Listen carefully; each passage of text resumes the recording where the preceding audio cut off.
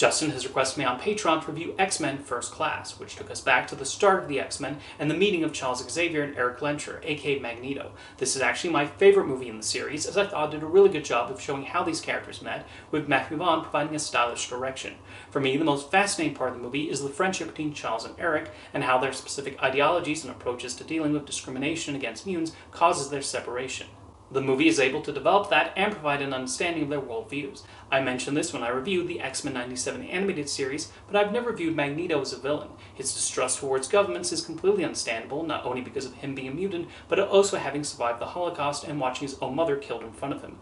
One of my favorite parts in the film is during the first act, when we see Eric hunting Nazis in his quest to find his mother's killer, Sebastian Shaw. I could honestly watch an entire movie with just this storyline, and in fact that was the original plan. This movie started development as a Magneto prequel, but then evolved into a story about the early formation of the X-Men team and Magneto's Brotherhood of Mutants. Michael Fassbender gave a really good performance depicting Eric's thought process, and he also made the role his own rather than simply copying Ian McKellen.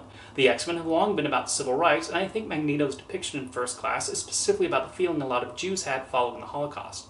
This is someone still dealing with the trauma of what he experienced and not wanting his fellow mutants to go through that discrimination and always being targeted simply for who they are. One of the most powerful moments is during the climax, when the mutants have missiles shot at them, and Magneto says he's been at the mercy of men just following orders, and he won't let that happen again. Meanwhile, we have Charles and his ideology of supporting coexistence with humans rather than fostering conflict. I think his stance is also reasonable and very similar to my own viewpoints. After all, we're all on this planet together, and yet so many people are taught to fear anyone different from them. People tend to respond to this with violence, which is not the answer, and James McAvoy did an exceptional job of showing Charles trying to work with the people in charge to get to a point where mutants and the rest of humankind can live side by side in peace. He's someone who understands that when there's a problem, the way to resolve it is to figure out a way to do it that hurts the least amount of people. It's often been said that Charles and Eric are modeled after Martin Luther King Jr. and Malcolm X and their differing philosophies, and First Class does a very good job of highlighting their personal perspectives and why they feel their method is the better one. The film is able to showcase the other X-Men and their abilities too, with Jennifer Lawrence nicely showing Mystique's development and her change in allegiance from Xavier to Magneto. I particularly have to mention the makeup when she's in blue form, which looked really impressive.